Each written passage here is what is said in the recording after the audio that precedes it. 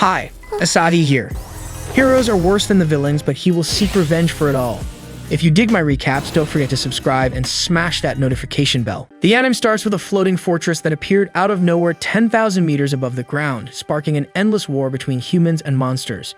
Luckily for humanity, the Dragon Guardians, with their blue, green, pink, yellow, and red rangers, are set to confront the Nefarious Monster Army to put an end to this terrible battle that has become part of the Sunday weekly showdown, which has been attracting crowds to its events for 13 years. Despite all their power and prestige, the Rangers have to be cautious of the Monster Army's secret weapon, so they must enter this confrontation without a sense of already won. Speaking of our heroes, the Red Guardian is the first to appear to greet the frenzied fans. As always, the leader of the Ranger force is friendly to all seeking an autograph or a photo, and it is to this fantastic man that everyone entrusts the future of humanity, while the Monster Army gathers its forces in the gigantic floating fortress. At the event entrance, two presenters approach a boy walking down the corridor towards the spectacle, telling him that if he's aware of the risks but still wants to watch the show, he should proceed on his own. The boy looks around at the dozens of advertisements and announcements using the Guardian's image and finds this risk warning exaggerated because there haven't been any accidents involving civilians for years. Despite this, the woman informs him that it's protocol to issue this warning, so the young man comments that the two presenters seem too young to be in the Ranger force. The presenter says that anyone can join them because the Rangers are always looking for fresh blood, while handing him a pamphlet from the organization. The boy looks at the paper with some skepticism, and the girl adds that it's indeed easy to join the team, but being like the Guardians is something completely different. Holding the young man's hand, she says it ultimately depends on him.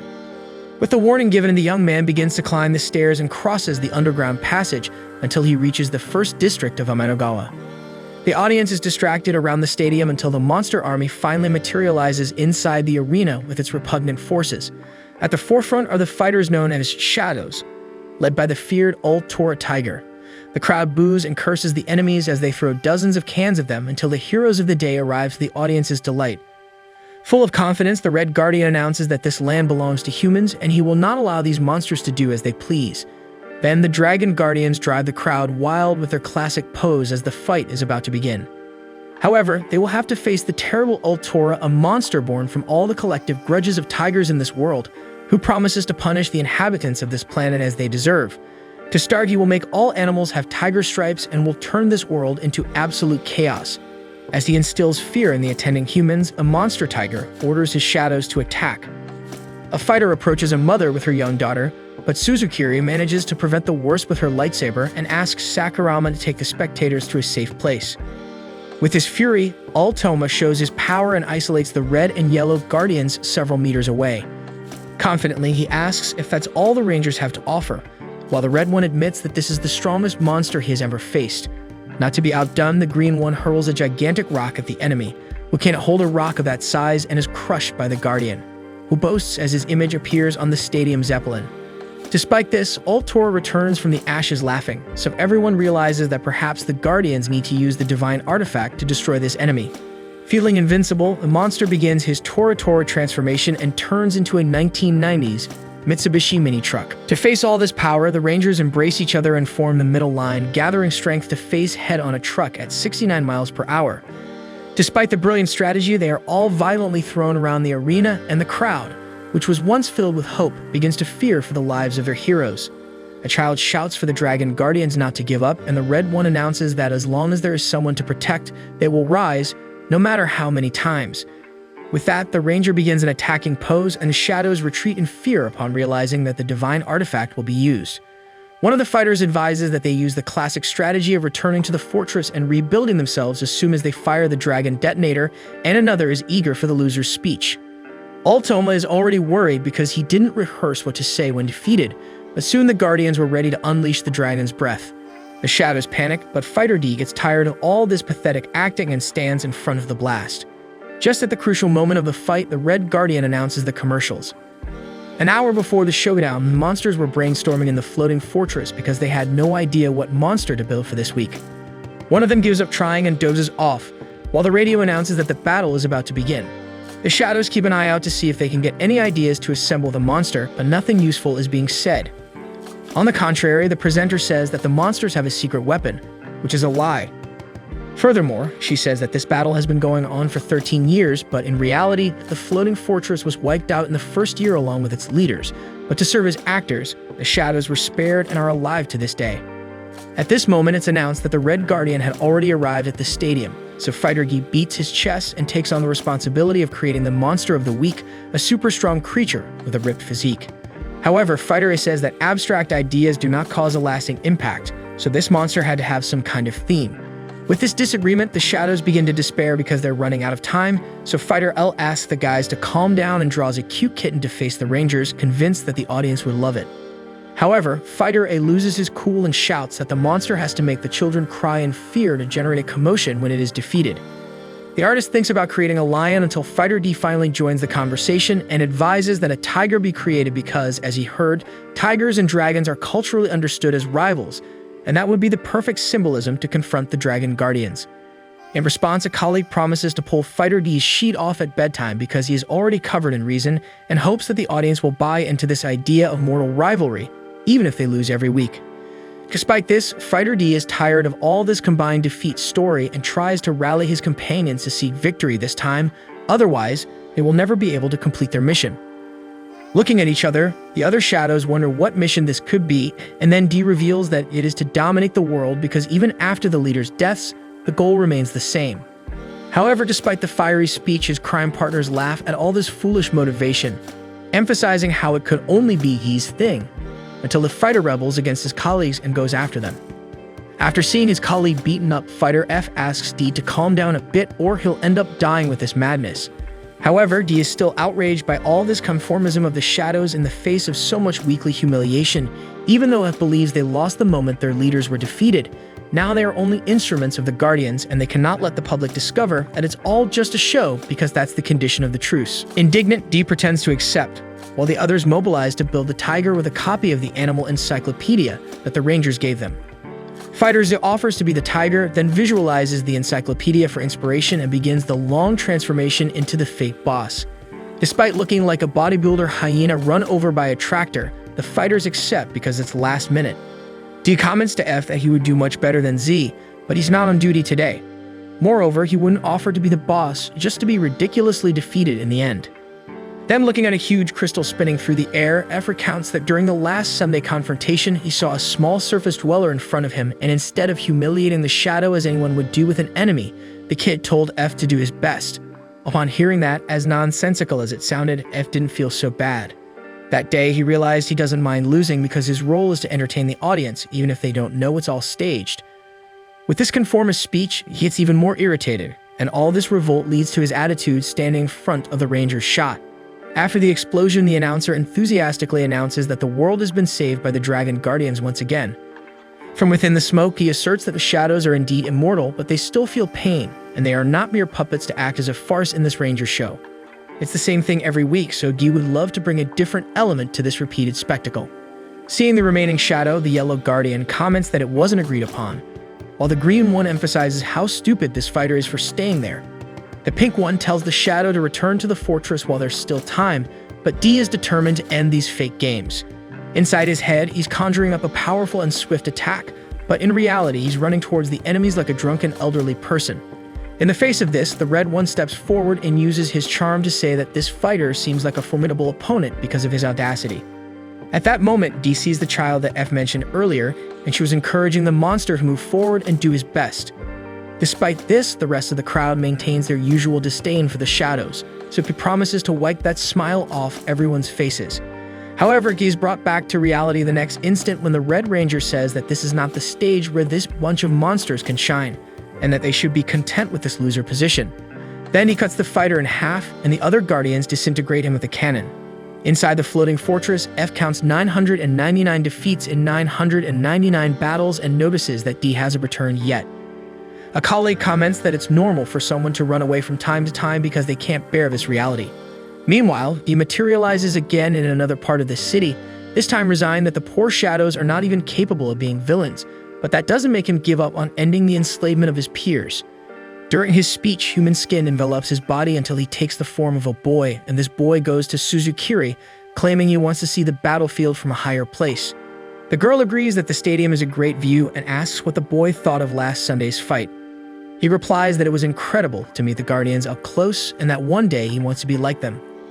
Therefore, he considers taking the recruitment test, and while Suzukuri comments that he seems excited, he looks up at the sky and promises to exterminate his enemies.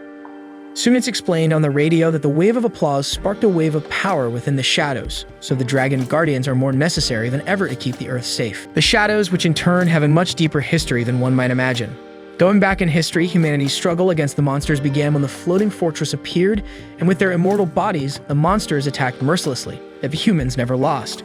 1 year after the start of this bloody war, the divine artifact was created, and with it, the monsters could finally be destroyed, confirming human hegemony in this conflict.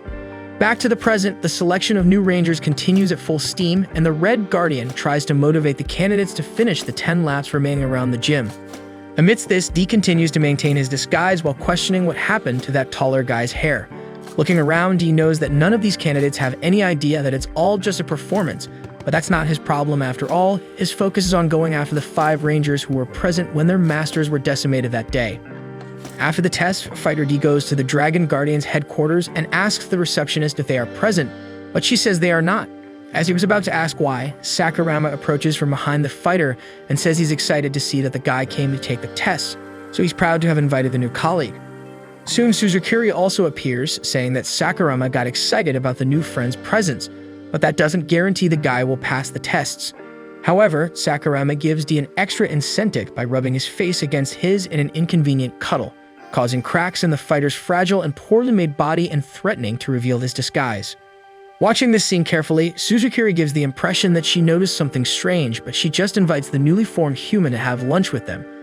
And with that, D thinks the surface dwellers are too naive. Meanwhile, in the floating fortress, the fighters who stayed firm in the staging scheme face off in a classic tic-tac-toe game, until the Red and Blue Guardians arrive in search of the rebellious fighter. The Red one tries to reassure the servants, saying that everyone is truce partners, but the Blue one takes on a more intimidating role, saying the matter is serious because of the betrayal of one of the monsters. The Ranger thinks everyone might be involved, but one of them explains that Fighter D decided to act alone. Thus, the Blue one orders the rebel to appear, but they explain that D never returned from the last fight.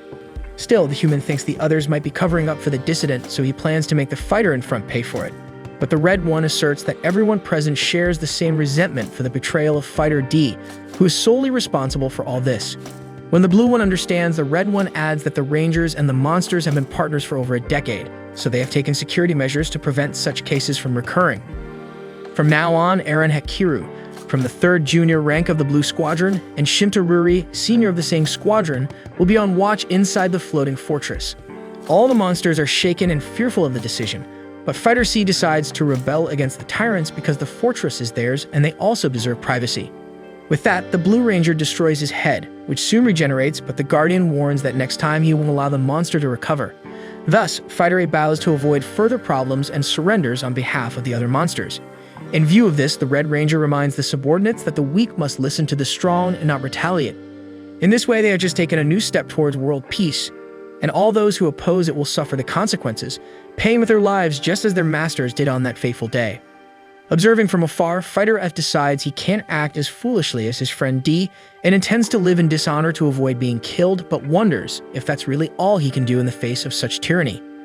In this interval, Fighter D understood that it was necessary to eat with the fork in the left hand and the knife in the right hand, while Suzukuri explains that the Dragon Guardians usually don't stay in the HQ, but in their respective quarters scattered around the city of Amanagawa because according to Sakurama, the duties of a ranger are not limited to monster extermination but also include cleaning activities and conflict resolution with the police, for example, and for these and other reasons, the population loves the Rangers so much. Amidst all this acclaim, Guy comments that people will hate to know that the fights have always been just a little theater, but soon regrets letting that slip in front of the Rangers. However, Suzukuri thinks it's about a video they recently released on the internet challenging the truth of the battles, so Guy takes on that narrative to cover up his blunder. Still, this way he discovers that the two have no idea about the reality. At this moment, the mother and the boy who were saved in the last event thank the Rangers for their act of bravery, while the waiter serves a dessert on the house. Faced with all this recognition, Sakurama comments looking at D that not everyone understands the importance of this organization, but that he is proud to be part of the Ranger Force. He imagines he must indeed love it because getting good food for free with everyone fawning over you all day shouldn't be that difficult. Then the Rangers decide to leave to start the afternoon tasks at the Red headquarters, and D engraves that name in his head. Later, he calls the kid to see the photo the boy took with everyone, looking closely at Sakurama's face. While remembering the Red Ranger's words about the monsters being failures, he transforms into the red-haired boy, scaring the child but convincing the waiter, who believes Sakurama is in person. Later, at the Red Squadron headquarters, he tries to fit into his new skin and tries not to make any mistakes. Keeping calm, he needs to convince the girl to let him deliver the letter personally to the Red Ranger, because then he can use the knife he hides in his bag. After managing to get his hands on the letter, the fake Sakurama waits for Suzukiri to identify herself as a member of the Yellow Squadron to gain entry permission. As the gate opens, Du wonders if he will finally meet the Red Ranger face to face. As he enters, he becomes confused by the multitude of people wearing the same uniform. Therefore, he seeks assistance from his partner. However, a member of the Red Squadron questions who the colorless brat is inside, emphasizing the fact that Sakurama is an independent ranger. D explains that he has matters to discuss with the Red Guardian, and the man claims to be him. Then D prepares to draw his knife, but Suzukiri ruins the moment by revealing that the place is actually Tokida's, veteran of the 3rd Squadron. Tokida responds that this doesn't change the fact that one day he will assume that position, and soon comments that Hibiki Sakurama seems very strange today. Trying to maintain composure, D addresses the man as Tokida-san, although that's not how he usually refers to the veteran. Before the Red could explode, Suzukiri intervenes and ends the argument but instructs her partner to return the letter. Thus, she gives it to Tokida to deliver, saying it's a great mission for the future Red Guardian, and the clown is flattered, inviting the girl to join his squadron. Suzukiri mentions she prefers the freedom at work that the Yellows provide, but Tokida argues that the Reds are specialists in exterminating monsters, and that should be every Ranger's dream. He then asks if Sakurama agrees, and D recognizes each face present from past battles. Before the fighter can respond, his yellow partner calls him to leave, and the disguised monster manages to depart from that threatening place without being discovered. On the way out of the headquarters, D admires his concentration in that delicate moment because he knows those Rangers are powerful. Speaking of which, suddenly D comes across a poster revealing the name of the Red Guardian, Sase Akabane. Furthermore, the Guardian himself appears before him and stops in the corridor upon hearing his name mentioned. He can't believe such an important man would just stroll around seeing an opportunity for revenge, but once again, his companion pulls him away, thinking the boy's strange behavior is excessive idolatry. Before leaving, D compliments Akabane on his latest victory, but warns that one never knows the despicable tricks monsters can use. Having said that, the Guardian praises the new generation of recruits and leaves. Shortly after, Suzukiri comments to Sakurama that she felt uneasy when he spoke with the Guardian. As the boy ignores her, she gets straight to the point and asks for the knife he has in his bag. With no way out, he tries to justify having the knife, but Suzukiri cuts him off before anything and reveals her true identity. He panics, but curiously, the Ranger claims to have tried to cover for the monster all day, despite his slip-ups at the Red headquarters, especially the terrible idea of advancing against the Guardian within his headquarters. D asks who this woman is, and she claims to be his enemy. With that, the fighter tries to react, but she destroys the monster with each attempt of his. After several defeats, he asks them to sit down and talk. Suzukiri then offers a joint job because she also wants to exterminate all the Rangers. At that moment, the real Sakurama arrives, warning about a monster nearby, and D, having returned to his human form in time, is surprised that the Rangers have such a problem today when it's not Sunday. Upon receiving the information, Suzukiri returns back to the monster, but it has already disappeared. Soon, Fighter F decides to rebel against the system, but facing the Red Squadron, he remembers he has no idea how to react to that alone. He fights for space in the crowd until he finds his friend running from the Rangers, until Tokida hits the fugitive's head and asks the small fish to stop regenerating uselessly. Having said that, F promises to return to his rightful place since he didn't find who he was looking for. However, Sase Akabane never said at any moment that the monster could leave unpunished and plans to make an example of the fugitive with the other monsters. Using his power of transformation, the Red Guardian assumes his combat armor and draws the divine artifact, lamenting that the monster didn't want to hear what he just said in the floating fortress. Thus, the Guardian promises to bring true and definitive death to that immortal being, then invokes the Red Dragon Salamander for the artifact. Before being killed, the fighter already imagined this would happen. After all, he's just a humble monster. At least now he understands why D rebelled, because even with the applause of the crowd, at the end of the day, fighters continue to be enslaved scum. After his last thought, the supreme technique Yamada no Orochi had pulverized Fighter F. Even after death, F's spirit had the chance to apologize to his friend D because he fought and lost. However, compared to the last 13 years of meaningless existence, today he felt good until his last breath. Meanwhile, D observes the smoke from the explosion fill in the air. Observing the scene of the tragedy, Sakurama questions in fear what kind of divine artifact this is because it's different from any seen before.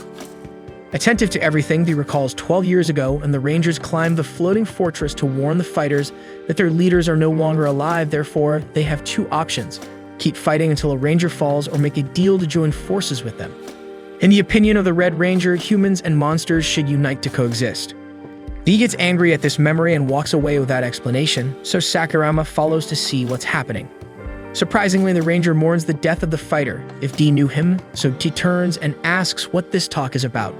Without ceremony, Sakurama warns that the monsters don't stand a chance, so he asks D to give up whatever he's planning. D questions how the Ranger found out all this, and he explains that he overheard his conversation with Suzukiri while hiding. According to the Ranger, even if the fight continues, justice will prevail and the defeat of evil will come. This infuriates Fighter D even more, who wants to know what justice this is, where monsters have been enslaved for 12 years to act in a foolish farce, and he promises not to give up his goal of destroying this corrupt human institution. Suddenly, Sakurama raises an admission paper and informs D that he passed the recruitment test, so he will finally become a Ranger. According to the Ranger philosophy, the world is indeed unjust, but we can all change it from within, fairly and honestly, to create a society where humans and monsters live together in absolute peace. After his speech, the young man extends his hand to D to solidify this harmony, who refuses the handshake and makes it clear that they are enemies, and before disappearing from there, he says that Sakurama is not cut out to be a Ranger. Anyway, D can't fight the system without help, so he seeks out Suzukiri, who imagined that the monster would return to her at some point. Proudly, D makes it clear that he only came to find out how to defeat the Rangers, and that he will discard the girl without a second thought afterward, so she shows that she's not moved by this tough talk by cutting the monster with a kitchen knife. Furthermore, she threatens to report him if he continues to insist on being so stubborn and arrogant, so when he backs down, she informs him that the key to defeating the Rangers lies in the divine artifacts. There are 5 of them, which are transformation items for Dragon Guardians and give illusion powers to the user capable of destroying immortal monsters. Ranger Force may seem strong, but it depends on the 5 best members, and a touch in the right place can destabilize the entire structure. Anyway, D remembers that the Guardians are always well protected, so it's not like they can be caught off guard while sleeping. On the other hand, Suzukiri teaches that at a certain point the Guardians set aside the divine artifacts in the Sunday confrontation, because they can't bring real weapons to a performance. That said, soon Fighter D was striving to mimic the appearance of the Red Ranger, and Suzukiri asks why the monsters didn't do this before to spy on humans. And as the fighter takes too long, she asks him to turn into a chair. With that, D gets stressed and tells the girl to leave him alone. Soge explains that he is capable of imitating surface beings, an ability that can change the course of this conflict. In a while, D already had the face of Sausage Akabane and was invading enemy territory. With Suzukiri giving instructions through the earpiece, he hears that he should go to a staircase to the right of the passage. D questions how she knows this, and she replies that it can be called feminine intuition. As the girl avoids answering all the important questions, D asks if she happens to be with the Rangers, not understanding why she's helping the monsters, who are always ostracized by humanity. So she asks back if he has ever watched any teenage drama, where the cliché is to pair the nerdy girl with a rebellious hunk from school, and even if there is competition in the middle of the movie, in the end, they always end up together. Suzukiri feels bad because the protagonists always win, and that's why she wants to help the monsters. This pathetic comparison irritates D even more, but the only help he has is this individual who spews nonsense, so the deal is to move forward and nothing more. Finding lower-ranking Red Rangers soon after, he notices the prestige that Akabane has within the regiment and feels a taste of victory, as everyone believed he was the Guardian. However, as D reached the mentioned staircase, a small monster seems attentive to the disguised fighter's steps, who should find the divine artifact at the end of the stairs. However, all he sees is Shunto Kita, surprised by the quick return of the Guardian. D argues that he came to use the artifact to transform again, so Takita makes way despite sensing the suspicious smell of deceit. The clown comments that it's impressive for the Guardian to be willing to face that rabble every week, but any reason is enough to kill the monsters, and soon Suzukiri tries to keep the fighter focused on the mission. Even annoyed with the speeches, D manages to open the door and encourages Takita to maintain the same mentality. Once inside the secret room, he finds it very ironic that the divine artifact is exposed as if it were a broom at Walmart, so he considers it a trap. But as arrogant as they are, the Rangers don't see the monsters as a threat, so he grabs the weapon, while swearing to make the enemies regret their arrogance. However, Takeda returns and shoots the supposed Akabane in the head, attracted by the suspicious smell of the boss. D comments to the sniffer dog that if it were the true Red, he would have died, but Takeda has a good point. If it were the true Red, he would never fall for this surprise attack. With no way out, D threatens to attack the ranger, but he shoots the monster in the head with every step he takes, keeping the fighter in check. Despite the visible superiority, Takeda shudders at the regenerative power of this creature. But it's precisely the fear of dying that creates the need to evolve, according to the ranger. That's why humans stay on top without any sign of threat from the pathetic monsters, who until today are subjugated as slaves. Firing away, Takeda nearly loses his breath with satisfaction, while D nearly loses his head from having to restore it so much. With the fighter down, the human grabs the artifact to turn that monster to dust. D questions if just anyone can use this gadget, something Takeda doesn't know, but he's willing to find out right now. Thus, D begs for his life, surprising the human to some extent, but it's not just pleading that the fighter has to offer. Displaying a belt full of dynamite, D convinces the ranger to have empathy and drop the artifact for a civilized conversation. However, as Takeda knows all too well, monsters don't die, so detonating an explosive won't make D kamikaze, but it does make Takeda soaked in human flesh. Finally, he lights a match near the fuse to make the ranger feel the fear of death he so loves, and when Takeda tries to fight for his life, the fighter hits a golf club into the clown's processor, bleeding like any man until taking a second blow. Continuing his journey through the air ducts, Suzukiri praises the fighter's unknown strength every second as if he were a child after finishing everything on his plate, and D is already fed up with this woman's arrogant attitude. At least he reaches the rooftop with the divine artifact as planned, but something that was out of the plans was the presence of the Red Guardian. So he asks him to stay out of the way because there are monsters in the arena for him to defeat. However, Akabane prefers to deal with the monster in front of him now, but not before the fighter D resists with the weapons he has. The Guardian plays around with the monster's inefficient resistance, but D doesn't give up until he takes his persistence to another level, knocking down a huge water reservoir with his seemingly out-of-battle arm. Remembering the good old baseball days, Akabane hits a home run on the huge sphere and sends it into space, and with the pipe he used as a bat, he tears off the monster's arm holding the artifact. D throws himself down the building to retrieve the weapon that can turn the game around, but he had to let his arm fall to save the chance of victory. Akabane praises the enemy's persistence, but sees that he's not even fit to be a supporting actor in villain's play. D thinks he's doing too well to be seen as garbage, but the Guardian laughs and says it doesn't make sense to kill a monster for nothing far from the cameras and the public, so this fight is paying off so much. Speaking of which, Tatuna TV station helicopter arrives at the scene to broadcast the Red's pursuit of the runaway monster, and now that millions of people are watching the fight, the ranger can beat him up without holding back. To everyone's surprise, Akabane feels the injuries suffered by the tiger monster last week and becomes vulnerable, until the rest of the Dragon Guardians show up to save the day. They ask if the Red is okay, but he was actually just acting for his team's triumphant arrival. With everyone in position, Akabane gives the usual speech about the Rangers' unity to save humanity from evil, while the Yellow rejoices at being the last monster before going home. The Pink Guardian questions if it's the same fighter from last week rebelling again, and although the Red isn't sure because they all look alike, he decides to kill the enemy just in case with the divine artifact. However, the other Rangers think that resorting to this weapon every time is getting repetitive, and finally the Green has a different idea for the end of this show, offering to capture the opponent because it would be a waste to eliminate such great talent. The broadcasters transmit the surprise with excitement, but as the monster refuses the proposal on the spot, the Red also doesn't hesitate to order the opponent's death. Finally, the Blue Ranger activates the artifact and turns D into a ball of air that floats away with the wind. As he flies through the air, D remembers his comrade F bowing to the Rangers and therefore shouts that Akabane will at least remember him, but the Guardian replies that he won't and bursts the balloon with a snap of his fingers while striking his victory pose alongside the rest of the Dragon Guardians. With the end of the fight, the leader of the Guardians goes to retrieve the artifact while reflecting that he really needs to vary a bit in the endings of the shows. Suddenly, as he was about to retrieve his deadly weapon, Akabane discovers that it was actually the monster's arm disguised. Meanwhile, with the divine artifact in hand, Suzukiri laments the death of the brave D, but promises that none of this will be in vain because now there are only 4 artifacts left for the end of the Ranger farce. After this whole event at the Ranger Force headquarters, the Guardians gather in the sacred banquet hall, each with their junior representatives. Himura from Red, Aizone from Blue, Hizui from Green, and Nadeshiko from Pink. The Pink Guardian wonders when the last sacred banquet took place, mentioning not only the presence of the first-tier veterans, but also the rookies. Consequently, they all plan a member change. Suddenly, the last participant, the yellow rookie, Yumeko Suzukiri, enters the room. Blue reproaches Yellow for not teaching his partner to apologize when she's late, so Suzukiri retorts that Blue behaves like a teenager in puberty because of his present companion. Blue gets angry and stands up to demand a different attitude from the woman, but Azum headbutts the boss and reproaches his rude treatment of others. The boss now turns against his junior until the Ranger Force mascot, Draggy, shows up questioning why everyone is fighting against their own friends, but Blue isn't interested in this chat right now. Finally, Sase Akabane, the Red Guardian, asserts authority and orders the chaos to stop.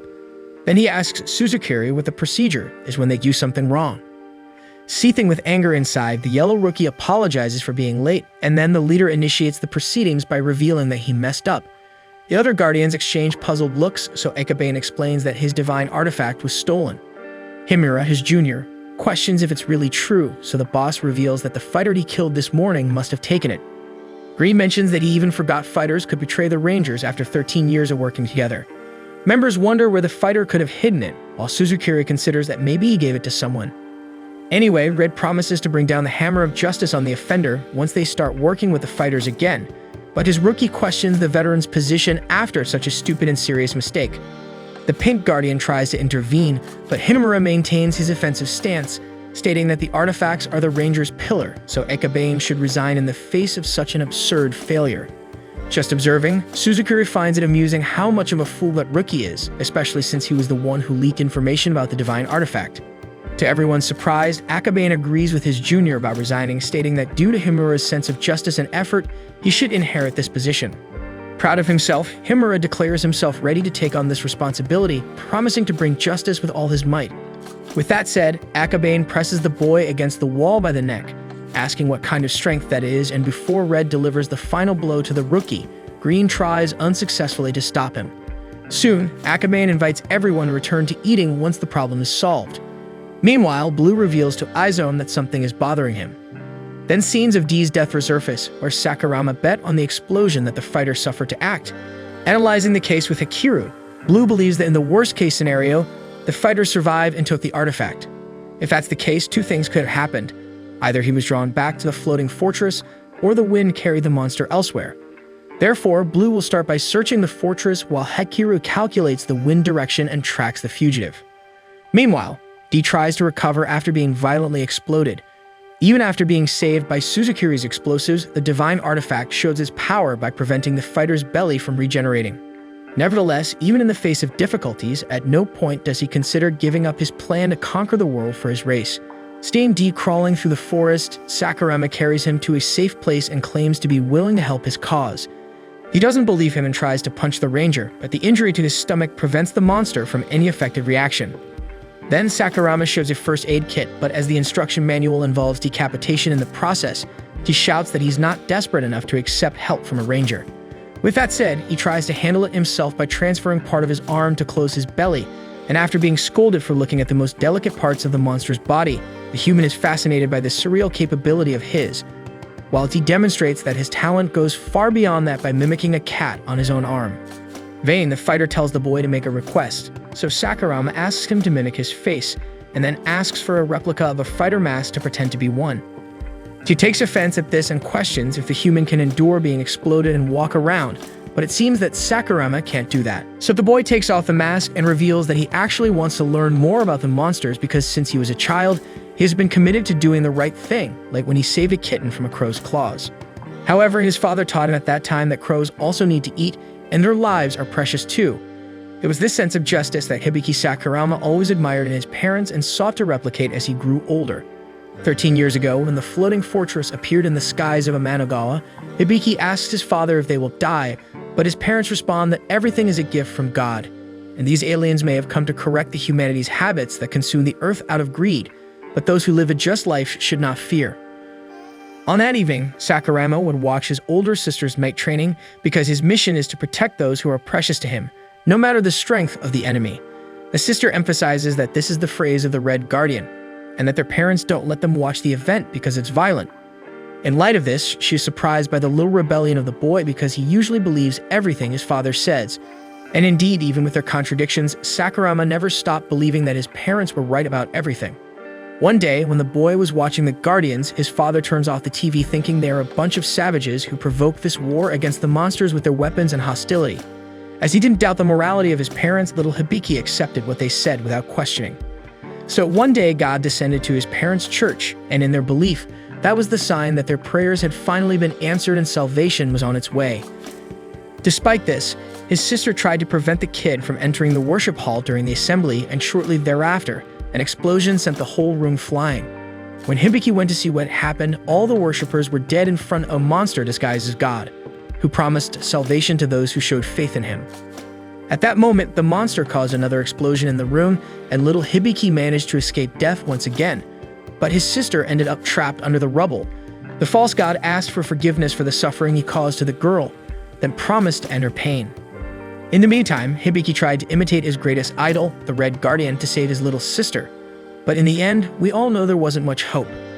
After Sakurama announced the end of the story, Dee complained that this story took longer than the Lord of the Rings trilogy, and that it would have leaked already if he hadn't been injured. The young man apologized and asked the fighter's real name, who claimed he would only reveal his identity over his own dead body, reminding him that he massacred that fake clown named Tokita. Sakurama was impressed and mentioned that he was the veteran of the 3rd Squadron, simply the 5th strongest member of the Red Squadron. Upon hearing this, the fighter filled with vanity, while the human recognized that he had underestimated the monster, and the two entered into a spiral of frantic admiration over this surprising feat. Until at the peak of the euphoria, the monster's final statement was that he, the mighty fighter D, would defeat humanity. Thus, Sakurama wrote down the fighter's name in his notebook and apologized for the mistake, but said he would do it again if it meant stopping this senseless war. Next, he was going to ask a favor from the monster, but Hikiru approached the scene, begging the damn monster to appear soon because he couldn't stand being covered in leaves anymore. Soon, Sakurama introduced himself as an independent ranger and informed that he had kidnapped a fighter, leading the Blue Squadron Ranger to the opposite corner of D. Sakurama spent as much time as he could stalling Hikiru, purposefully making wrong turns, but the Scythe Ranger showed that he would not tolerate any more mistakes of that kind. Suddenly, D himself appeared in front of his pursuer and asked if he was a veteran, since he was from the 3rd Squadron, and as soon as Hikiru explained that he was one rank below, D realized it would be a breeze to finish him off, so he called out the 3 down there for a showdown. Hikiru questioned who these 3 were, so he pointed to the back and attacked by surprise when the Ranger turned to look. With the blow he received, the Ranger was hurt for being deceived and started crying, mentioning that Tokita was killed because of such a dirty trick. Therefore, he activated his replica of the divine artifact, the Blue Dragon Leviathan, and when he realized that these replicas could also kill a monster, he fled from there without looking back. Hikiru threw the artifact's projectiles while he tried to escape even wounded, raging against Suzukiri for not telling about this weapon in the hands of the rookies. Anyway, he noticed that he would have to get rid of it alone, but the battlefield wasn't favorable, because the enemy devastated everything around that sinister weapon. However, the fighter took advantage of a moment of distraction from the opponent to steal his divine artifact, but when preparing to use the equipment, he burned the monster's hand and forced him to let go. Hikiru explained that he borrowed this power from the Blue One, and that the power of this bond is what makes him fight so well. Always able to count on the veterans and rookies of his squadron, Hikiru affirmed that unity is strength, while melting along with his scythe. However, far from this meager discourse, D ran like never before to save his life, until he met Sakurama on the way and after some time, took him hostage to demand Hikiru's divine artifact. Hikiru considered that they might have swapped identities with the monster's ability, but as he didn't know the truth, he tried the only way to find out by approaching with the replica in his hand. Sakurama warned that he had asked for help from HQ, so they just had to hold on a little until help arrived, and Hikiru knew it wouldn't sit well to sacrifice a ranger to take down a monster, so he hesitated while his entire body melted. Soon he decided to leave the artifact behind, so Deke approached slowly until he threw Sakurama aside and tried to grab the weapon, but the Blue Squadron Ranger prevented it with his melted and boiling body mass, only to then run towards his replica. At the same moment, D used his own right arm for ambush to delay the boy, and when he finally got close to the weapon, Sakurama retrieved it for himself. Then he cut off D's neck and ended the fight, but his right arm was regenerating like a monster's. Finally, the supposed Sakurama thanked his fellow ranger for his help and stated that this is the true power of the bond he was looking for, moving Hikiru. At the end of the cliff, the real Sakurama gradually recovered his form while celebrating that everything had gone well. Before being rescued by a helicopter, he formed the conspiracy with the monster that would result in this crazy strategy. First of all, he cut off his own arm and then asked D to follow his plan to the letter if he wanted to survive. So the fighter stated that he would destroy the Ranger Force first, while Sakurama replied that he would fix the Ranger Force before that. Meanwhile, Nadeshiko informs Suzukuri that the pink and green squads are going to badmouth the Red Guardian and then throw a party. So he invites the representative of the yellow team. However, Suzukuri responds that she'll have to pass this time since she's going to watch the TV show she recorded. With that said, when the Pink Ranger passes by, Suzukuri remarks that her presence is useless there, and that actually Pink wants Sakurama. In response, Pink warns that if Suzukuri wants to level up, she should be less rude. Back to Sakurama, the Independent Ranger wishes luck to D, who is going to take his place in society. At the same time, the fighter hopes the human doesn't just die aimlessly out there and get him into trouble. Upon returning from his trip, he reflects on how he abandoned choices and almost lost his life that he doesn't even know who he should defeat yet. As he begins his life as Sakurama, he spends the night in the man's room and notices how noisy the place is. His disguise was perfect, but it still caused pain to the monster. Perhaps it's the scar left by the artifact's shot. Then D remembers Sakurama saying that a monster attacked him and his sister, and they were supposed to have died with their parents that day. However, the Blue Guardian saved them both and raised them after retiring like a true hero. This admiration fueled Hibiki's entry into the Ranger Force.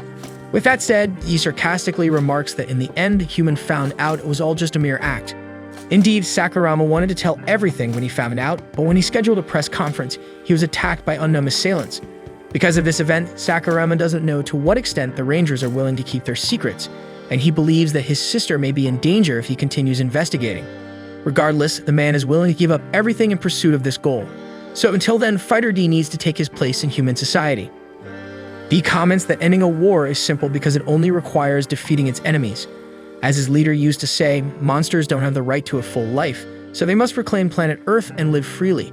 At least that's the only way D knows to confront this situation.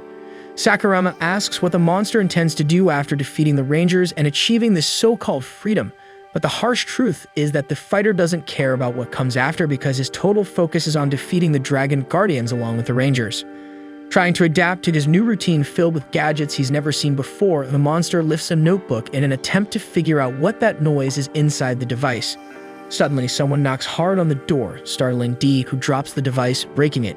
At that moment, he remembers that Sakurama had described his relationship with all of his colleagues on a computer in the room, so D sees that everything has gone downhill.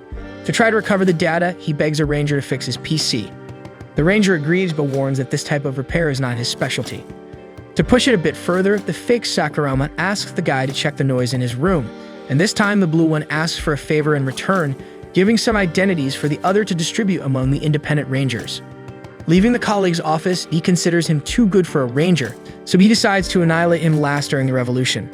Suddenly, another colleague arrives congratulating Sakurama for the good work, then he quickly checks the identities and sees that it's Yamato. D asks Yamato when they can leave there, but the other explains that it's impossible when training begins, so it's good to get used to underground life. Surprised, D asks to analyze the layout of the place and discovers that he's housed in a white dragon's nest. He asks how to meet the Dragon Guardian, so Yamato explains that the only alternative for an independent ranger is to win fights, survive, and be chosen by one of the 5 squads. Hearing this, D gets upset, thinking that Sakurama put him in a terrible position too far from his goal. In the meantime, Yamato continues, saying that he also dreamed of being a ranger, maybe even guardian, and being flattered by the girls. However, people preferred Akabane and shattered his dream into pieces. Without paying much attention to his colleagues' drama, D wonders if all the apprentices are like this. Then the ranger calls the supposed Sakurama to the cafeteria, where the others will be. Downstairs, he tries to deliver the document from Angelica Yukino, but the girl is stressed out and dismisses any interaction. On the other side of the table, Renrin Akebayashi complained that he looked terrible in the photo he took. Angelica loses patience and leaves the table, while Angel Yushikubo arrives and confesses that she wanted to get along with the ranger who got up. But it's certainly not possible since the two are competitors. Still, Renrin comments that despite what Sakurama said, he was the first to defeat a monster. Pretending to know what it's about, D throws some random topic about righteousness, making the girls wonder what's going on. After that, the disguised fighter hands over the identity to another colleague, this time Sojiro Ichikawa. Ichikawa thinks he looks too young in the photo they're using, as he's an old member of the organization and has aged. Nearby, Tsukasa Shippu calls Sakurama to work out tonight, but the fighter refuses. After that, D heads to another colleague to deliver another identity. However, as he was about to hand it over to the respective owner, the boy almost hits him in the face, making it clear that no one should address him whenever they feel like it. This ranger's name is Kai Cheyenne, who takes his identity and walks away without giving any explanation to the knockdown colleague. He gets angry at that man's behavior, while Renren warns that it's not a good idea to try to approach Kai at this moment. Moreover, when the fighter tries to retrieve the other identities, 2 more independent rangers show up to mess with Sakurama. Aigen Yurab thinks the redhead is too cocky after defeating the fighter, while Rama Rakamuga hands over his friend's ID without saying anything else. Before leaving, Red warns that Sakurama should stop spreading rumors that he's been talking to monsters. At this moment, D remembers that Sakurama said that all of his colleagues are cool, and so he understands his companion better thanks to how others see him. Anyway, the monster's target is the Dragon Guardian, so he can't waste time with Small Fry, and he heads out to continue his mission. However, another colleague interrupts him, sporting the same deep green eyes as Sakurama and using a wheelchair. Connecting the dots, D realizes she's Ranger's sister, Cesara Sakurama. Unsure how to act, the monster invents an excuse and bolts from there. After reaching his room, D grumbles that idiot Hibiki didn't mention his sister was also a ranger. In the meantime, someone knocks forcefully on the closet door, so the fighter goes to open it, annoyed only to find someone inside, startling him, causing him to run again. However, a sinister woman grabs the monster and recognizes him as Hibiki. He recognizes from the girl's arm that she's a fighter, and she asks Hibiki to set her free because she's tired of pretending to be a surface dweller. Suddenly, Cesara knocks on the room door and D jumps to cover the woman's mouth, making up to his sister that he's cleaning the room. The fighter is surprised by the ranger's hostile attitude, so D is confused about the woman's relationship with Sakurama. Therefore, he reveals he's a fighter, just like her. Then the girl apologizes for her behavior and reveals she's been trying to escape from this place for a long time. Meanwhile, Cesara keeps insisting on entering. The prisoner emphasizes that they have the numerical advantage, but D can endanger the ranger's sister, so he asks his new companion to hide and wait for his signal. Then he opens the door for Cesara, who asks her brother if he's ready for the final test, since it's against humble fighters who should be much trouble.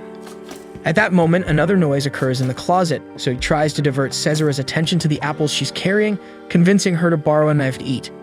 With the ranger's departure, the fighter grows impatient at not hearing her partner's signal, so he tries to manage both women at the same time without messing everything up. Cesara returns with a knife and accidentally throws it into the closet where the fighter is hiding while trying to cut an apple. D retrieves the stuck utensil and apologizes to his partner, who asks if this is an ambush.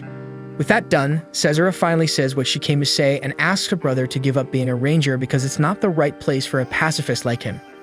Before responding, D hears more and more knocks on the closet, perhaps because the fighter thought this conversation was the signal. Luckily for the monster, the girl's phone rings and she goes to answer it outside, while the fighter breaks the closet door and comes out wanting to deal with the situation with the ranger. Once again, D asks for calm because he has just arrived and doesn't know how things work around there. The woman freaks out upon hearing that the monster has recently arrived, which means he's a remnant, and she attacks him because she hates the fighters who chose to be enslaved 13 years ago, instead of those who fought to the end against the Dragon Guardians, from which only the fighter emerged alive in the end. Inside, D reflects that he actually went through horrible things in the floating fortress, but he has no intention of convincing the woman of that. Therefore, he stands up and pretends to agree with her strategy to attack the Rangers, as long as the Dark One regains her human face. Taking advantage of her delay in remaking her face, D looks for something in the back and finds a box that will serve his purpose. So when the fighter finishes her transformation, he cuts off her head and puts it in the box just as Cesara returns to the room. Luckily, the Dark One manages to hide the body in the closet in time, explaining that the door is jammed because he put too much junk in there. With that done, the two resume their conversation and the girl invites her brother to live with her again, as it's dangerous to stay with the Rangers.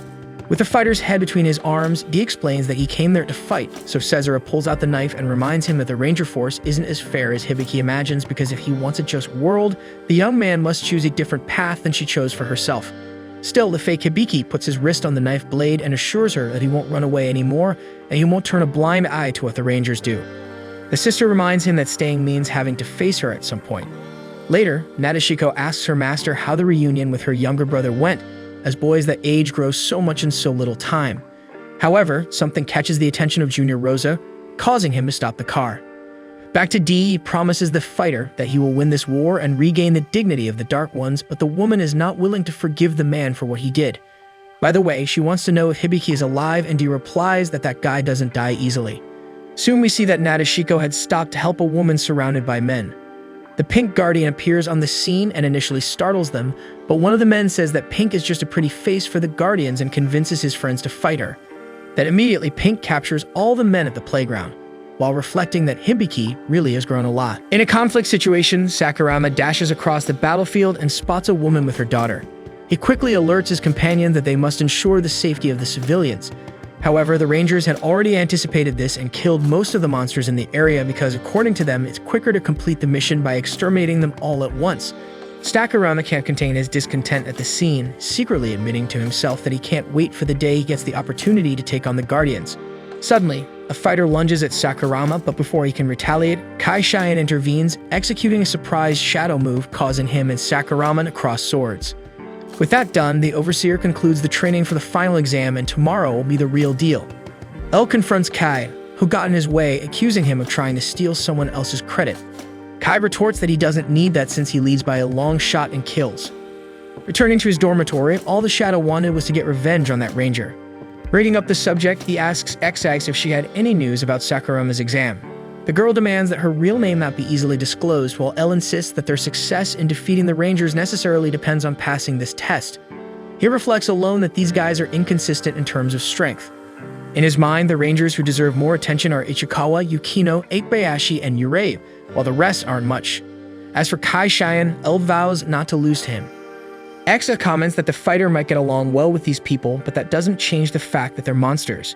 Nevertheless, L knows this all too well because during these long 10 years of humiliation, the surface dwellers made sure to remind him that the fighter is scum, and for that reason, all these humans are his enemies. The next day, the final exam begins, with the Overseer dividing everyone into 5 types based on their training up to yesterday. The first will be the combat specialists, Team Pink. Team Green will be the stealthy ones attacking enemies from the shadows. The brains of the Rangers will be in Team Yellow, while management specialists with an overview will form Team Blue. Finally, Team Red will be formed by monster extermination specialists focused on attack. L glances sideways at the other member of his team and presumes it will be a one-on-one to decide who passes. However, the Overseer announces that the groups will have to defeat 5 monsters, portrayed by active Rangers, each holding one of 5 differently colored keys. Those who grab a key and escape the field may be considered by their respective squads. Facing this, Kai and L realize, unfortunately, teamwork is the way to go. Finally, the Overseer announces that candidates have 3 days using one of the Sunday confrontations as a reference, and they are all restricted to 30 minutes per day. At the end of the time, bells will ring to signal the end of the battle. With that said, the Blue Ranger announces the start of the test. Right at the beginning of the exam, Kai and L give different instructions on the first step, and L insists they should first hide to attack calmly.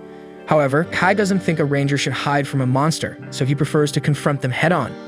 The big issue is that L can't suffer a single attack, otherwise his true identity will be revealed, so he wants to avoid direct confrontations. Unlike him, Kai Cheyenne claims he joined the Ranger force to exterminate monsters, not to chat like Sakurama.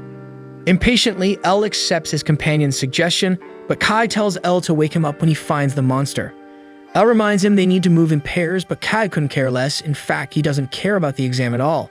He's only eyeing what's beyond this test. L mocks and comments that Kai wants to be one of those flattered in the Sunday confrontations until he breaks a sweat, noticing the sudden arrival of Suzukiri. She regrets not finding the yellow team, but nonetheless warns that it's a fierce monster that attacks anyone it sees. At this point, the teams realize that the actors portraying the monsters are first-tier Rangers. L turns his back on Suzukiri because he needs to find the monster related to his team when in front of him appears Shun Tokita himself, still alive and completely patched up. Suzukiri remarks that 2 against 2 seems unfair for the independents, but Kai goes after the Yellow Ranger anyway. Suddenly, Kurusu appears with a truck and runs over the monster, but Suzukiri is more alive than ever behind the yellow team, regretting that she won't be able to play with Sakurama for a bit. Meanwhile, the green team hides. Eb goes after the clown and Kai Cheyenne, who were facing off on the battlefield, until the 3rd-tier red is disarmed. Then Kai mocks the fact that Takeda was beaten and humiliated by a mere fighter, thus bringing disgrace to the Rangers. He attacks the rival as he says this, but Takeda reacts and hits Kai numerous times with force, incapacitating the independent Ranger. Sakurama arrives at this moment and sees the sorry state of his partner. While the exam monster says they don't need to care about him after all, he's injured and defenseless. Despite this, Takeda insists that at this rate, the candidates will lose badly. The fake Sakurama stands still looking at the ranger, unsure of what to do, and the enemy comments that this behavior reminds him of the last time they played at the orphanage. And it seems the boy who only wanted to be a hero has finally grown up. L takes another look at Kai and realizes he will have to deal with this fight alone, but he still can't afford to be hit to avoid being discovered. Remembering the conversation with Sakurama, L had received a weapon from the Rangers made by the Yellow Squad called the Dragon Device. Since he only had bad memories with it, L tried to break the thing. But now he had the device in his hands and used it against the Red Ranger, who fought back in the same manner. However, to everyone's surprise, Kai reacts and attacks Takeda once again, engaging in a new duel of laser swords. Takeda gains the upper hand again, while L notices a fire extinguisher on one of the columns and shoots at the enemy to distract him, then hits the extinguisher. With smoke covering the entire place, L calls for Kai to retreat and regroup, but the injured ranger refuses to take orders, especially since he needs to continue if he wants to earn an official rank. Otherwise, he won't be able to defeat that monster. L doesn't know what monster he's referring to, but Kai isn't in the mood for conversation, so he breaks free from his companion and goes after the enemy. Suddenly, L remembers listening to the radio with a colleague at the floating fortress, so he gives a brief smile. Then he tries to call Kai one last time to retreat, but as the boy insists on his attack, L runs away and says Kai can do whatever he wants. After all, he doesn't even care about his companion. With that said, the two rangers engage in a duel, and Takeda continues to have the upper hand, disregarding the candidate's chances of passing the exam. Using his device, the clown almost hits Kai, and in the end fires at a car that explodes and isolates the independent, even more wounded. This time, the Red Ranger approaches the candidate with all the freedom and begins to kick him in the face, wanting to know where all that bravado from a moment ago went. Meanwhile, a van approaches at high speed, along with another individual. Kai gets up again, almost powerless, and Takeda was about to finish him off, but the van arrives, smashing everything and ruining the plans of the Red Monster. With that, he grumbles that Hisui the Green Jr. interfered with him, but the Green argues that Takeda's guide was in the way, so he was dealt with. Right behind, the Green team remains hidden, while Al questions whether Takeda will return to his monster role, because a monster wouldn't say that. After all, what matters at the end of the day is that you win, no matter how, because every winner is forgiven and the losers turn to dust. Keion Hisui is fed up because she just wanted to go home, but she still has to deal with those two. Takeda asks what Sakurama will do in the face of two monster actors, who happen to be 100 times worse than the real ones, but L doesn't seem scared at any moment and joins the green team to fight against the rivals. Angel Ikusuba was seriously injured and seemed like she wouldn't last long in combat, but she refuses to give up. For some reason, L asks each of his companions if they know how to draw. The two men say they're a disaster at it, and lastly, he asks the woman in the group. In the meantime, Hisui comments to Takeda that he got lucky because he's from the 3rd tier and won't have to repeat this crap next year, but he assures her that by then he'll already be on the top shelf. Then the candidates explode 2 more fire extinguishers, covering the surroundings in smoke again and further testing the veteran's patience. In the midst of the dimness, Hisui accidentally attacks Takeda, showing that they really have no idea where their targets are. A little further on, it's the Red's turn to attack the Green, but a smirk on the clown's face shows that maybe it wasn't unintentional. Earlier, Angel said she wasn't good at drawing, but L considers it a great attempt, considering they're in the midst of smoke. Then she asks what Sakurama will do with the drawing of those two in hand. Back to the present, the supposed Takeda tries to hit Hisui once again, and this time the Green Jr. loses her patience and fights back. Takeda has no idea what the woman is doing, but she's determined to get revenge on her subordinate. In the meantime, L turns the tables and this time tells Kai to stay in the corner and not interfere, and the Ranger even tries to get angry, but he's not even capable of that. L concludes by saying that he also doesn't fight alongside anyone, especially not with weaklings like Kai. Back in the midst of the smoke, Takeda had suffered a punishment from the Green Jr. and was now injured, so L takes advantage and shoots him, focusing on the left side where he can't see. The Red Ranger struggles not to be at a disadvantage and manages to approach his adversary again, but L flees to the shadows once more and starts telling Kai to stay out of the fight because he'll be fine alone, provoking his teammate to react. So when Takeda thinks he found Sakurama, a new extinguisher was destroyed on the ground, and L's memories recall the radio, where 2 people acted contrary to what was ordered. With that in mind, L realizes that Kai has the same mindset, so he puts the Ranger back into the fight by telling him not to do that. With numerical advantage, the red team starts turning the tide of the fight until Hisui resurfaces and finishes her revenge against Takeda, defeating him easily. Then she does the same with Kai, and L realizes there's no way out now.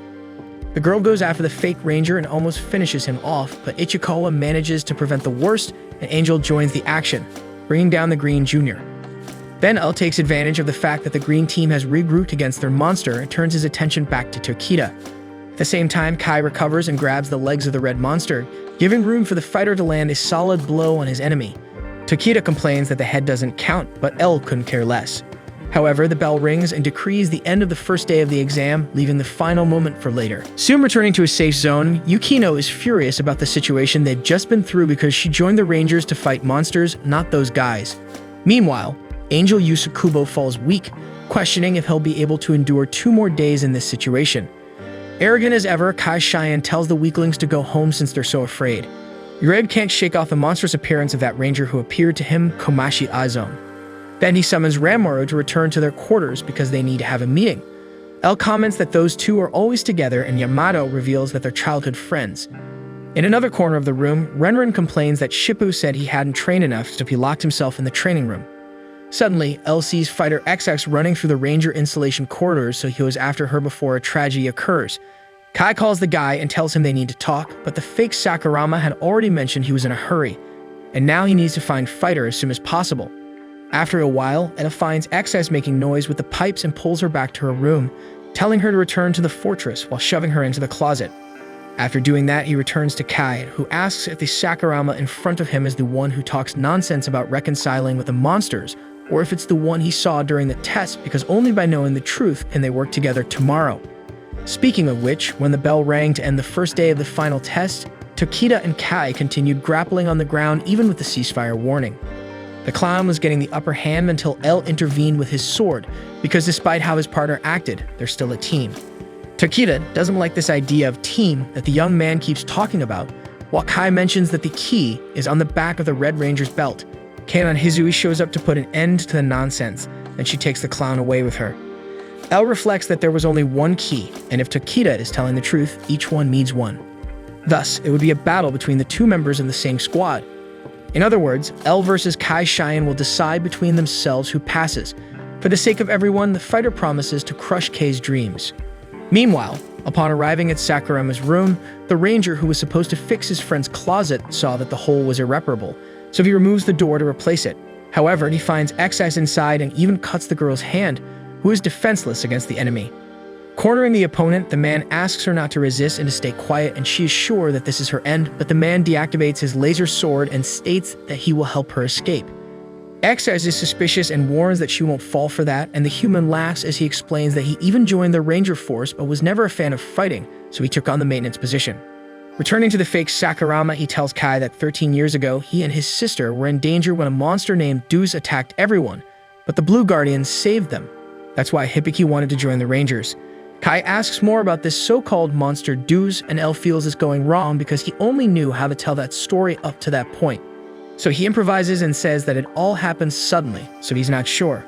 But it seems to be one of the leaders. Having said that, Kai reveals that he has scores to settle with him because they killed his older brother. Although he was a ranger, the brutality of the leaders is much higher compared to the Dark Ones, so Kai couldn't do anything but watch his brother being mercilessly crushed. However, he put this past a weakness behind him, vowing to bury his opponent with his own hands, whoever it may be. Listening to every word, Elle reflects that this is why Kai is so reckless. It's this desire for revenge that drives his actions. Elle understands this feeling very well, and he knows that this whole motivation will be against him when the two finally have to face each other. To try to spare the monster, Elle considers that perhaps this leader has already been defeated by the Guardians, but Kai obsessively watched the Sunday confrontations and never saw any records of this creature. For some reason, only incompetent leaders emerge in this event. Kai needs the real bosses alive so he can fulfill his 4-year-old revenge. Surprised, Elle asks if his brother didn't die 13 years ago because the Guardians defeated all the monster leaders at that time, but his partner reaffirms that this scar is more recent. And it was this disbelief that the leaders still existed that made no one believe Kai Cheyenne's testimony about the death of his older brother. In short, Elle found out that there are probably still monster leaders somewhere, and at first he thinks of asking XX if she knows anything about it.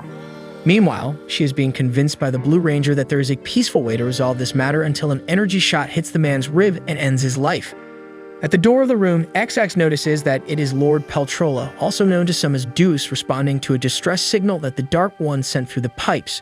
She feels honored to have been rescued by a leader personally. Peltrola regrets that his dear XX was forced to be trapped in this lamentable situation, just like him. He remembers that XX, before dying and ascending to heaven, left a phrase saying that war is tragic, it shouldn't exist in this world, wishing for a peaceful world where we don't have to resort to violent means. Hearing this, the girl trembles with fear and prays for L to undo his impersonation and escape as soon as possible. Speaking of L, he thinks that the expectation of the fight between him and Kai is becoming more exciting, especially now with the weight of the young human's family drama. Just to see his companion's angry face, the Dark One plans to betray him at the last minute he can. So he asks XX if she doesn't find this idea fun, but no one answers. On the second day of the final exam, fake Sakurama is grumbling about his partner's delay while watching Ichikawa and Yamato chatting about something as Ranmaru struggles to climb the stairs. L notices that things are going south for him. Just then, Blue Jr., Komachi Aizo, asks if Sakurama is the one from the Red Squadron that Izui mentioned. The fighter is taken aback, but the girl reassures him, explaining that she already lost her ki, so she can't fight anymore. According to her, the Blue Squadron recruits did a great job as a team and managed to recover the ki. Speaking of which, she emphasizes that Sakurama will need his partner to win this phase, and therefore it will be difficult to face him after forming this kind of bond. However, L has the nerve to confess that after they defeat the monster actor from the Red Squadron, he'll make up an excuse and hide. After all, he's not like the Junior's colleagues who pretend to be allies of justice. Besides, he's the only one fighting there who's putting his life at risk, and everything he does there could decide the fate of his comrades in the fortress. Next, L encounters Cheyenne and Tokita fighting, while Renren, Urabe, Ichikawa, and Angelica join forces to confront the red monster actor. Tokita manages to fend off the new opponents, but Kai ends up taking his ki amid the distraction. L asks Kai what he thinks he's doing bringing all these people, and he replies that this exam is a ki battle within the same squadron, so he's going to join these four and abandon Sakurama. L is outraged by his ex-comrade's attitude, and Takita finds it amusing, as humans cannot be defeated by monsters, so only the top 5 rangers are selected to become guardians. Outside the Chosen Ones, Yamato and Angel lament with L about being discarded. The fighter planned to betray the ranger, but can't stand seeing the opposite happen. Faced with all this, Angel suggests that they join forces too to retrieve the keys that have already been taken, and L finds this proposal quite interesting. So he goes to fetch the last ranger who was left behind, but the Blue One is absolutely sure that all effort will be futile, considering that those 5 had the highest scores in training. L tries to uplift the boy, saying he's only lost once, but this phrase triggers something in the ranger, who struggles with memories from his childhood and lashes out at Sakurama. Seeing this, L lets his true identity be revealed to convince the boy that losers can unite to try a different fate, and this time, Ranmaru Koguma joins the group. Soon after, the others warn that the opposing team has already moved on to the 4th battle. The 3rd one was the pink one, and now it's green. Therefore, the last one will be yellow, guarded by Suzukiri. So they skip straight to Yellow Jr., which has 3 opponents, unlike the 5 from the other team of rangers formed in the competition. Sakurama tries to prove that having fewer members doesn't put them at a disadvantage, and since the woman refused to hand over the key, they shoot at her. However, she remains unscathed even with the shots until Ranmaru's surprise attack hits the opponent head-on. Still, the shield around the ranger keeps her intact, so recruits begin to realize that nothing they've done so far has mattered at all. But since there's little time left until the end of the 2nd day, they give it their all for a final push for victory. Suzukiri scoffs at the shots absorbed by her shield, so the rangers drop their weapons and go for hand-to-hand combat against the opponent. Angel is too weakened and doesn't even make it to the melee. Next, the monster actress makes a point of pushing past the others to grab Yamato's face, precisely because he keeps hiding behind the others. For this reason, she calls him a coward in every possible way, stating that he will never be a hero, tossing away whatever self-esteem he had left. L reacts and pulls the woman away from his companion, emphasizing that anyone can be a guardian and even very bad people can be considered heroes, throwing a clear hint. Suddenly, Yamato decides to give his all in the fight, but Suzukiri interrupts the combat and decides to hand over the key to the group because she's eager to see someone like Yamato become a guardian, as she just heard that anyone can be one of them. Finally, she asks what each of their intentions is after becoming official rangers, and L lets slip that it's world domination. While his partners don't understand anything, Suzukiri jokes that she'll root for this ranger. Then she leaves, hoping that the fighter will get the remaining 4. After the victory, L suggests that the group be called the Evil Monster Army, but the others don't seem very keen on being hated by the public. Regardless, the bell is about to ring, so they decide to leave this matter for later. However, Angelica and Urabe show up to take Yamato's key. and L doesn't let it slide, retaliating with his sword. Angelica makes it clear that this is a competition to determine who's on top and who's on bottom, and they certainly don't want to be the latter. Speaking of which, the bell rings declaring victory for the first group.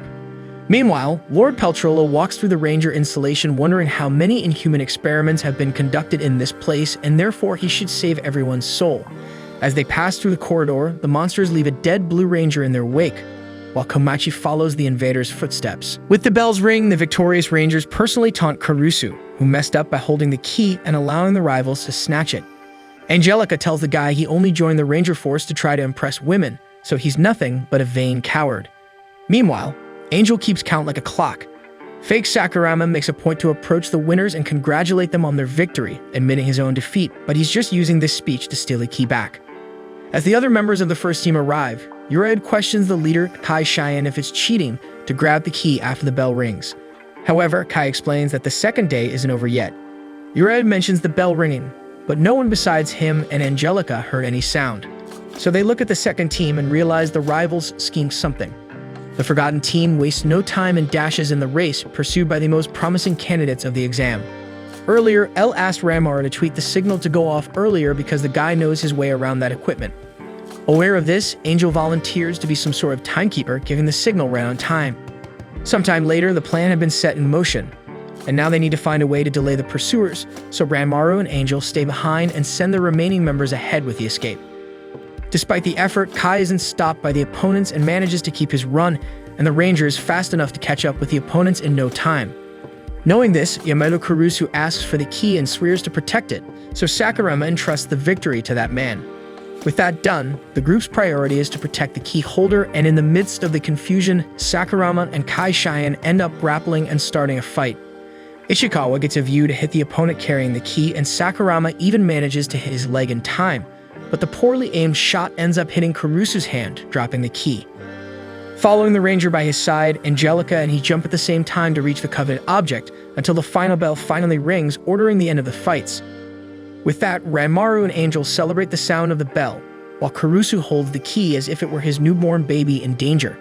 Sakurama decrees that everyone should prepare for tomorrow because all the remaining 4 keys will be theirs. In another corner of the base, Lord Peltrola continues his path among the corridors, threatening another Blue Ranger. The monster was about to hit the human when Azome saves the girl in time and sends her to flee. However, the Ranger doesn't want to leave her comrade alone in this fight, so Peltrola smashes her head without hesitation. Incredulous, Azome questions what a leader like him is doing there. Without answering, Peltrola returns with another question, wanting to know if the rookie is the big evil causing conflict in this place. Azome says maybe she is, so the entity humiliates the girl, saying her position doesn't match her stature and that she's not as young as she seems. Seeing the texture of her skin, the god presumes she's struggling with the pressure of responsibility, and to maintain her current appearance before it deteriorates, he demands the Ranger to kneel. She's not willing to surrender, affirming she'll still be beautiful even when she's old. With that said, she manifests Yumabozu, her divine artifact. Without lifting a finger, Peltrola finds this reaction quite foolish, while the huge explosion engulfs the entire corridor. Back to the exam winners of this night, Sakurama and the others thank Ranmaru for managing to readjust the device, and since the Blue Ranger is so skilled, Kurusu asks why he doesn't join the Yellow Squadron, while Kurusu himself swaps colors with his companion. Angel says she'd be pretty happy in the Green Squadron, while Sakurama acknowledges they would fit well as Dragon Guardians. Speaking of them, Angel asks where Shippu is, the muscle head of the Pink Squadron, since today is the second day and he still hasn't shown up.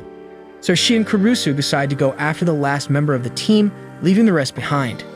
Now that they're alone, Ranmaru asks if Sakurama is really Sakurama, wanting to know why a fighter is there. L threatens the companion with death, but Ranmaru doesn't believe the fake Sakurama is truly capable of killing him. With that said, he asks L to finish what he needs to do and then rejoin the group. Shortly after, the team finally finds Shippo, who's in a corpse-like shape and deliriously philosophizing, saying his strength is that of an ant, and no matter how many ants gather, they're not altogether capable of facing a dragon. Despite the strange downfall of their companion, Ranmaru emphasizes that he assembled a very resilient team. For example, Angel Yusukubo overcame the pain of a serious injury and fought against a feared rookie. Besides her, Yamato Kurusu is incomparable when it comes to escaping, being primarily responsible for recovering a key for the team.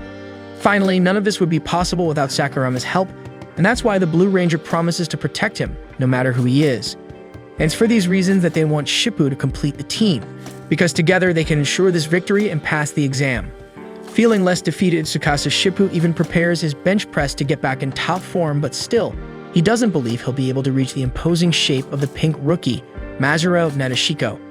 However, his partners warn him that he won't have to face the rookie because the key is with the elite team. These words fit like a glove in the ears of the Pink Ranger, who regains his original muscularity and promises that there are no opponents for him from now on. Meanwhile, Sakurama watches Ishikawa consoling Angelica for losing the key, giving a sly hug to the woman who blames herself so much for the defeat. Curious, Ranmaru questions Kurusu if his talk about joining the Yellow Squad was serious. When his friend confirms it, he remembers his childhood alongside Urabe and says he'll talk to the instructor. On the way, he encounters L and thanks him for helping him discover his talent. Inside, the fighter finds it amusing, as he's just using those guys until he sees Kurusu walking alone down another corridor. In that moment, Ranmaru reflects that Urabe is like a hero to him, but now he has decided to be his own hero. Mid-thought, he sees Izome in danger against two monsters, so he flees in fear. The freshman tries to escape by calling the elevator, but Peltrola hits her once again, following his desire to save his lost sheep one by one, starting with her. Suddenly, Ranmaru arrives with a flying kick and positions himself in front of his companion as the elevator arrives. Izome tells Ranmaru to leave, but the boy throws her into the elevator, which closes. Alone against the two threats, Ranmaru Koguma recalls that he joined the Ranger Force precisely to defend the weaker ones, and with that in mind, he attacks Peltrola. The monster retaliates, but not before receiving a sword blow from the enemy, surprised to have been injured by someone so inferior to a Dragon Guardian. The god plans to isolate himself in a corner until he recovers from the damage, leaving the cleanup to his subordinate X-Dax, who observes Ranmaru extremely weakened on the ground. Meanwhile, El overhears a conversation between an ally and an enemy, where Ishikawa invites Kurusu to join his team in place of Angelica Yukino. Kurusu is very excited to join the elite group, but he reminds the rival that this key he was about to hand over belongs not only to him, but also to his comrades who helped him get it. Ishikawa argues that this would be the guy's chance to join the official Ranger Force, and he agrees once he will win the competition and be promoted. That said, Sakurama reveals himself, congratulating his comrades' loyalty and praising the opponent's attempt. Soon Kurusu leaves, while L reflects that he needed dumb people on his team like that guy. Sometime later, the other freshmen investigate the blood spread throughout the base, imagining it to be Izome's. So they set an emergency signal to HQ, that is, if the transmission is working, since the visitor doesn't want to allow contact with the leadership. Faced with the facts, Suzukuri considers postponing the test for now, but Canon Hizui reminds them that the newcomers can't know about any of this, as it's a confidential matter. That said, Tokita announces the opening of the hunting season for the god. Back in the reject route, Shippu assures them they don't need to be afraid anymore because he's here to solve the problem with his strength of 100 men. Doing the math, he informs that they are 105 against 5, meaning a considerable numerical advantage. Angel points out that they are now 104, but the last member returns from the ashes after facing Peltrola. Then the two teams meet again, and Ishikawa reminds them they have 4 keys, while the opponents have only 1. So whoever gathers the 5 first wins. Sakurama suggests one-on-one fights using the dragon device, but without cheating. Urabe finds it ironic that this guy is talking about cheating. Apart from that, he goes after his friend, Ranmaru, saying he hasn't abandoned him, as the two must prepare to face each other. For the Green Squad, Ishikawa asks how Angel's leg is, and she affirms it's fine, finding it strange that Ishikawa helped her walk on the day of the injury, even though she already considered her companion an enemy. Ishikawa is a simple man and would love for Angel not to complicate things and surrender, but Angel didn't like being underestimated. In the Red Rivals, Sakurama accuses Kai Cheyenne of betrayal, saying it could make him a monster.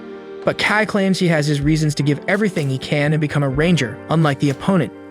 Then Sakurama goes further and says that the incident with Kei's older brother wasn't the work of a leader because they have already been extinct, and the ranger gets angry at seeing his brother mentioned by the enemy, promising to prove the existence of the leaders. Then L draws his sword, emanating a powerful energy wave, surprising Kai. Earlier, Angel had passed on to him a discovery by Ranmaru when dismantling the alarm device. A new form of weapon perfect for short-range combat called explosive form.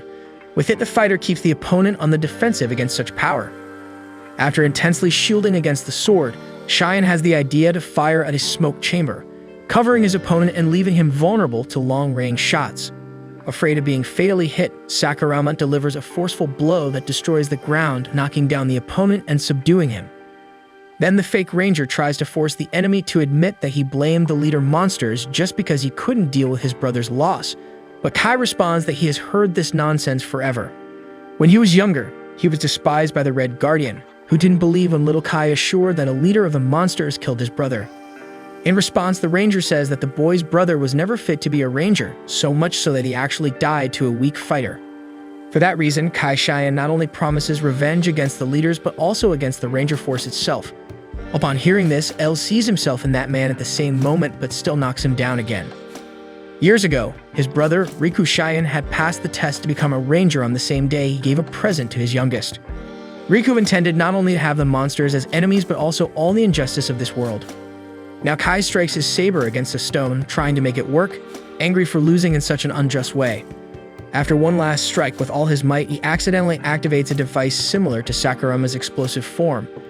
With that done, now the rivals were on equal footing. Meanwhile, Draghi finds Isom wounded in some corner of the base and asks if it was a leader who did this. Without answering the question, the girl asks the pet to notify the Blue Guardian about what's happening. Back to the test, Angel orders Ishikawa to come out of where he's hiding, while he refuses to give up his cover as he didn't imagine his opponent would be so strong. As for the Pink Squadron, Shippu is infatuated with his sword, boasting about its power and striking poses that showcase his bulging muscles. Amidst this nonsense, Renren can't stand this opponent's chatter, although she acknowledges that she has no chance if the fight continues at this pace. In response, she gives up the fight and surrenders, leaving Shippu completely baffled. In the clash between the Yellows, Kurusu admits that he was too simplistic in thinking of being a guardian, as if it were a trophy, but now he understands well that with this title he can show off his charms to all the women in the world, which is his greatest desire. Therefore, he names his goal Operation Yamato Kurusu's harem. Angelica can't help but feel disgusted by the guy's attitude. At the same time, Urabe is unsure if he can face his great friend from the blue platoon Ranmaru despite the sinister miasma emanating from his comrade's left eye. On the other hand, Kaishin goes all out against the fake Sakurama, considering that he managed to enhance his weapon by luck. Angelica refuses to back down in front of a man who only wants to join the force for pathetic reasons, so she advances against Kurusu, who easily counters the attack with his most powerful equipment. After the woman is knocked down, the two rivals see Ranmaru's arrival down the corridor carrying the blue key. Strangely calm, he asks Kurusu if he still has his key, and the companion confirms that he does. Then Ranmaru looks directly at the opponent. At this moment, Angelica Yukino recalls her childhood, where she was always alone,